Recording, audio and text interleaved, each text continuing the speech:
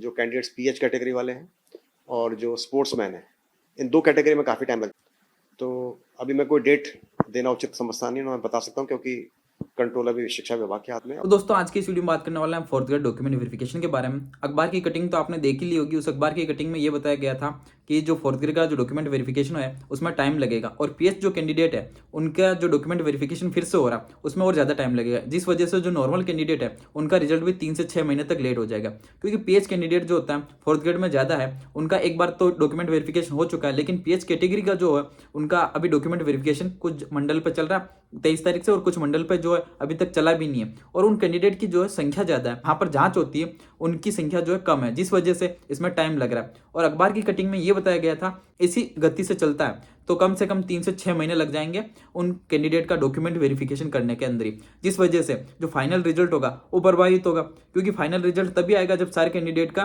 Document verification हो जाएगा। तो डॉक्यूमेंट वेरिफिकेशन होने के लिए कम से कम 3 से 6 महीने का समय लग जाएगा। तो अगर इस चीज़ को आप मान के चले तो आपका जो रिजल्ट है वो 6 महीने लेट हो जाएगा। लेकिन 6 महीने के बाद भी आपका रिजल्ट आएगा नहीं। क्यों?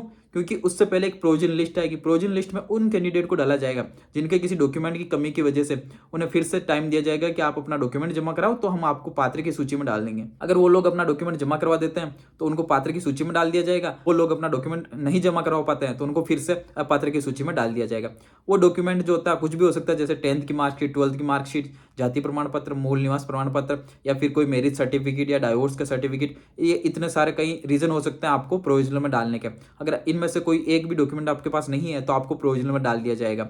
और अगर आपके पास सारे डॉक्यूमेंट हैं फिर भी आपके जो नाम मिसमैच होता है और उसका आपने एफिडेविट नहीं दिया तो इसकी वजह से भी प्रोविजनल में डाला जाएगा। सबसे पहले आपको अपना नाम मिसमैच है तो एफिडेविट बनवा के उनको सबमिट करवा देना है ताकि आपको प्रोविजनल में नहीं डाला जाए। प्रोविजनल में नाम आने के बाद भी कोई घबराने की जरूरत नहीं है। वहाँ पर आपको टाइम दिया जाएगा कि इतने दिन बाद में इस जगह पर आप अपना ये डॉक्यूमेंट लेके आइए ताकि हम उसको रीवेरीफाई कर सकें। अगर आप अपना डॉक्यूमेंट जमा करवा देते हैं तो आपको पात्र की सूची में डाल देंगे और आपका नाम जो है फाइनल लिस्ट में आ जाएगा। अब फाइनल लिस्ट कब तक आएगी? अगर आप इसी चीज़ को मान के चले कि पीएच कैंडिडेट के साथ आपका रिजल्ट आएगा नॉर्मल वालों का भी, तो उसमें 3 से 6 महीने का टाइम लगेगा। अगर आप ये मान के चले कि पहले आपका रिजल्ट आ जाए नॉर्मल वालों का और फिर पीएच कैटेगरी वालों का आए, तो अगर शिक्षा विभाग ऐसा कोई कदम उठाता है तो आपका रिजल्ट जल्दी आ सकता है। और अगर शिक्षा विभाग ऐसा नहीं करके इन सभी का रिजल्ट साथ में घोषित करता है तो फिर तो उसमें टाइम लगेगा। ये काफ़ी बड़ी भर्ती है, 54,000 बच्चों का इसके अंदर वैकेंसीज हैं। इसमें लगभग 1,40,000 के आसपास कैंडिडेट्स को बुलाया गया था डीवी के लिए। वो होगा जो कैंडिडेट्स पीएच कैटेगरी वाले हैं और जो स्पोर्ट्समैन हैं, इन 2 कैटेगरी में काफ़ी टाइम लगता है। तो हमने प्रयास किया था, हमने विभाग। और अभी जो फाइनल मेरिट की बात के लिए कुछ लोग बोल रहे हैं कि फाइनल मेरिट कितनी तक जा सकती है, तो अभी इसका अंदाजा लगाना मुश्किल है क्योंकि हर कैटेगरी में 2.5 गुना से ज़्यादा ही बंदों को जो होता है पास किया गया। कुछ कैटेगरी में ही जो होता है 2.5 गुना से कम लिए गए हैं, बाकी हर कैटेगरी में 2.5 गुना से ज़्यादा लोगों को ही पास किया गया।